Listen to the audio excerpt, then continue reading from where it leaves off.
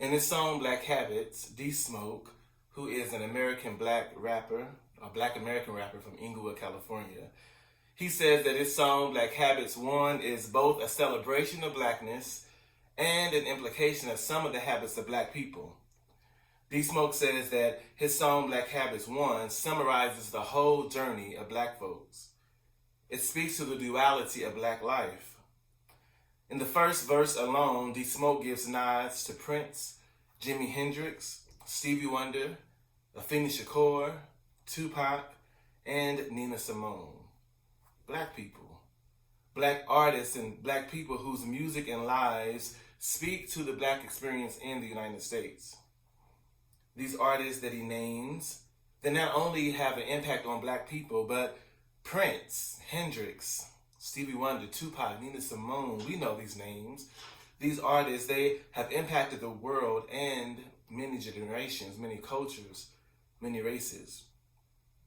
We know this to be true, that our creativity, the creativity of black people, gives voice and expression not only to the black experience, but to the human experience.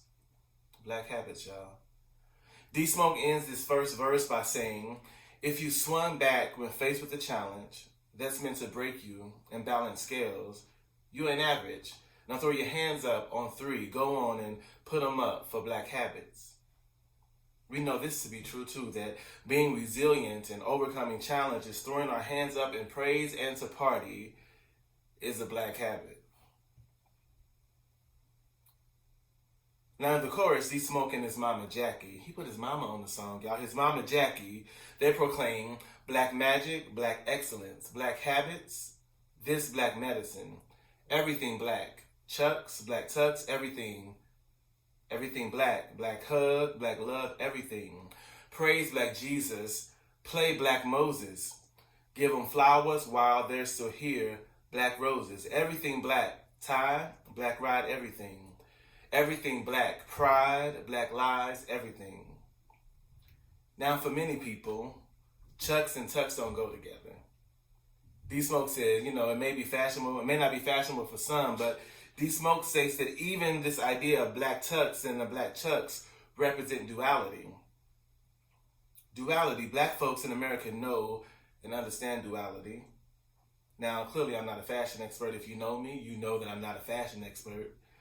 But I think that it's common knowledge that black people set fashion trends, particularly black women who are often characterized as hood and ghetto.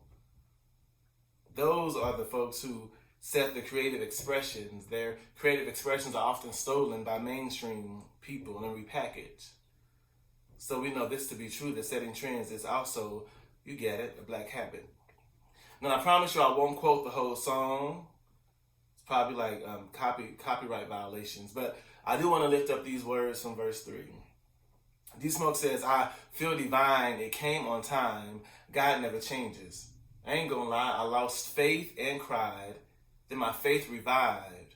And as soon as I let go and surrendered to him my talents, this young king took off like go-go gadget.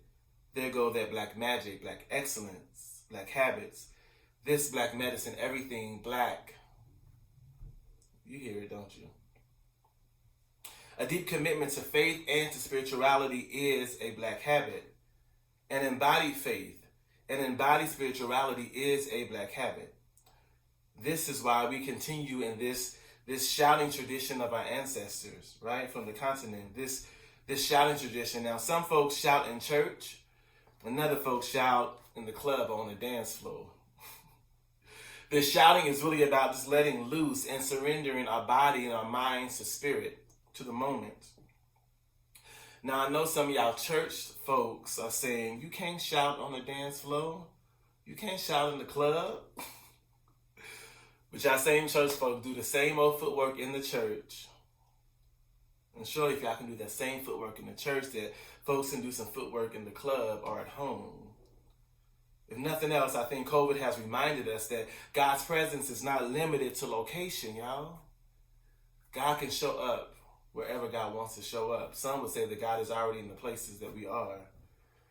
And even Jesus tried to tell us in John 4 that God is not limited. God's presence is not limited to a building or to location. So yes, folks can shout on the dance floor. Now in this video, Black Habits, one, D-Smoke sets this duality, the duality of the song, to visuals.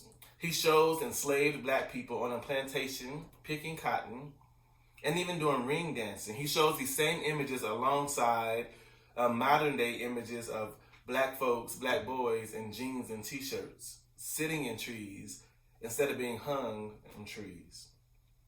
At the end of the video, you see D-Smoke purchasing the plantation, finding ways to survive in jobs and in institutions, in religious institutions, in governments and careers, finding ways to survive and thrive in a country that is intentionally set up for our abuse and destruction. That's a black habit. Now, if you need a testimony, you can look at your own life. I'm sure if you're a black folks, there's some things that you have survived. There's some things that you even found ways to strive in, some places that were not meant and designed for your good. But somehow, some way, you are surviving and thriving. And if your life is not enough, you can look at the lives of Stacey Abrams and Madam C.J. Walker, Serena Williams. There's a host of other black folks that we can lift up, especially during this Black History Month, if we need testimonies of black people surviving and thriving. Now, in our text today, in this Acts 2 text, we hear the story of a group of diverse folks who heard this liberating message of Jesus Christ. Now, earlier in the chapter, around verse 9, we are told that a diverse group of folks heard the message of God in their native language, in their native tongue. They heard about God in ways and in a language that made sense to them and to their culture, y'all. The text says that there were Galileans, Parthians, Medes, Elamites, residents of Mesopotamia, Judea, Cappadocia, Pontus, and Asia, Phrygia and Pamphylia, Egypt and parts of Libya belonging to Cyrene. There was even visitors from Rome, Cretans and Arabs. Right? There was this diverse group of folks who heard the message of God in their own language and filtered through their own culture. The text also says that the folks who heard the message were amazed and perplexed, saying, "What does this mean? What does this mean, y'all?" They were trying to make sense of this message of God that they were hearing in their own language, through the lens of their own culture. Not through the lens of whiteness, y'all, but through the lens of their own culture. Now, I know that y'all know that I know that whiteness wasn't a thing when the text was written. I want y'all to know I know that. But Peter stands up, the text says that Peter stands up in the mix of these folks trying to understand what they were hearing, and Peter proclaims and preaches the liberating message of Jesus Christ. In essence, Peter says, Jesus saves. Jesus saves from this corrupt generation. Be saved from this corrupt generation. Now, the people who heard this message, they were changed. They were intrigued. The text says that when they heard the message, they were cut to the heart.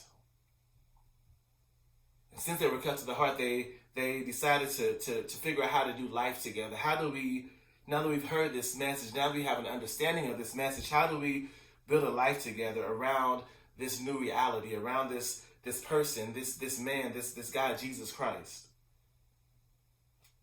This God who offers salvation from this generation. They decided they did not want to live a life in bondage. Right? They didn't want to live a life that separated them from each other or from God, but they wanted to live a life of liberation. They wanted to figure out how to do life together in a new way. Now, some of us need to be liberated. I know that we have been following Jesus Christ for a long time, or so we say.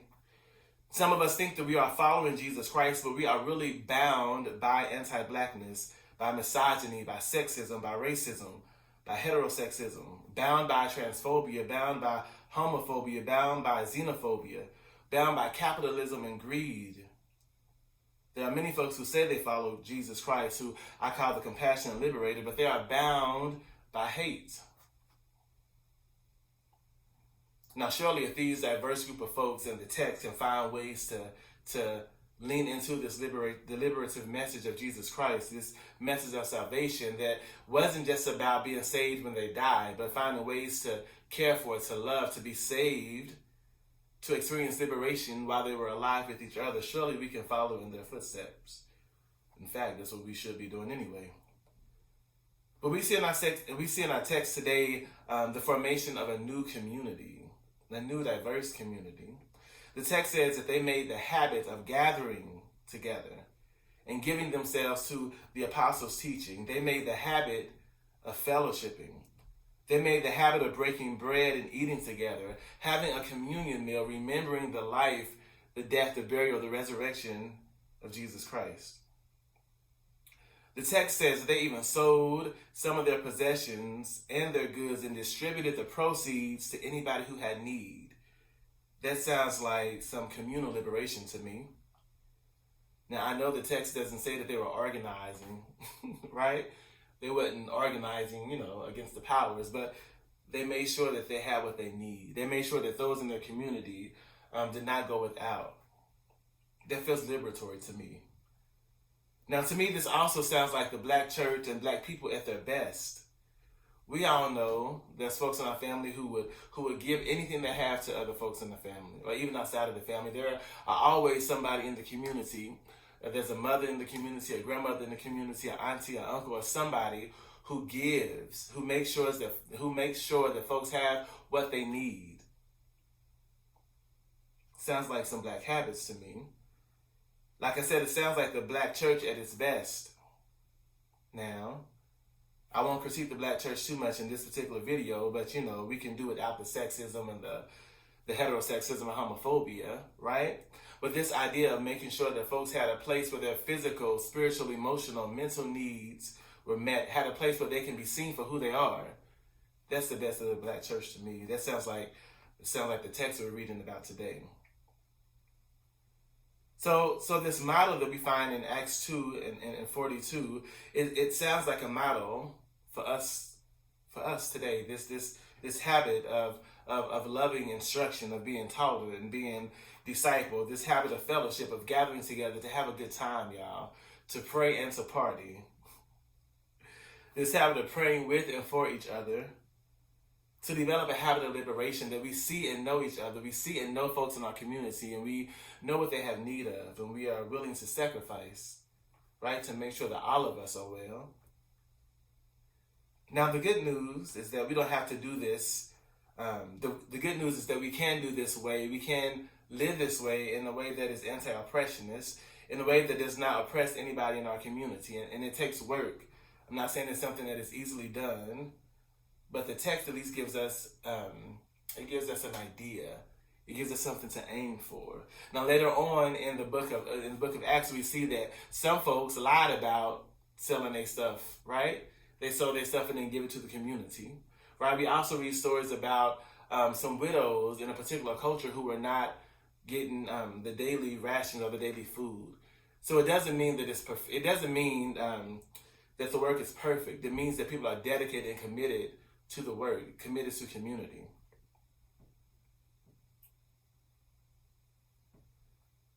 Another part of the good news is that we can be the church and do church in ways that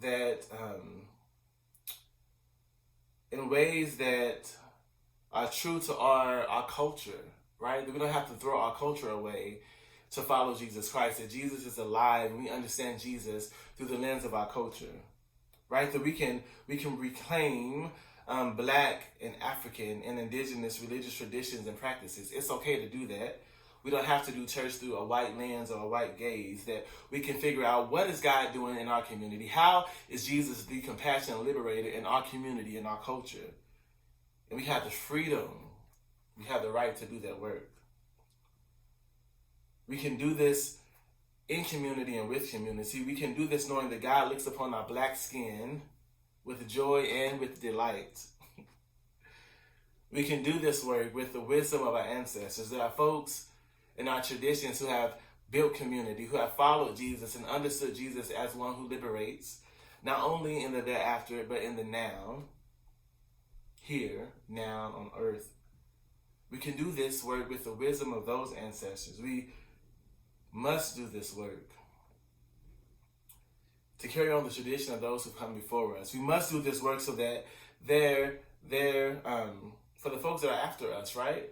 For the generation that is to come, That they know that there are a community of folks who love Jesus Christ, who love being black, who love being queer, who love being women, whatever your identity is, not seeing your identity as something that separates you from God, but understanding however God created you and made you, to use that as an expression and praise unto God. We have an obligation to be compassionate liberators, the same way in which Jesus is a compassionate liberator. We have an obligation, y'all, to establish some black habits. One thing I appreciate about this D-Smoke Black Habit song is that it's not just all the good stuff, right? You know, church, if you've been around church so long, you can play holy, whatever that means to you. You can play like you have it together, but the reality is we are human. We have these human lives, right? We are both spiritual and fleshly, and we have to figure out how to work that out, how to navigate that here. But we invite you, I invite you, to figure that thing out, to journey with us, Communion Christian Church Disciples of Christ, as we figure that out, as we develop habits. Yes, some will be black habits because there are black folks in our congregation, there are black folks in this community. But as we develop these habits of what it means to be in fellowship, what it means to understand the teachings of Jesus Christ for our time and our place and our location, what does it mean to come together for prayers, to build a relationship with a community of folks where you can be honest about what's going on in your life and what's going on in the lives of your family members for the prayers and for service. So we invite you to join us, to be with us as we develop some habits, the habit of following Jesus Christ.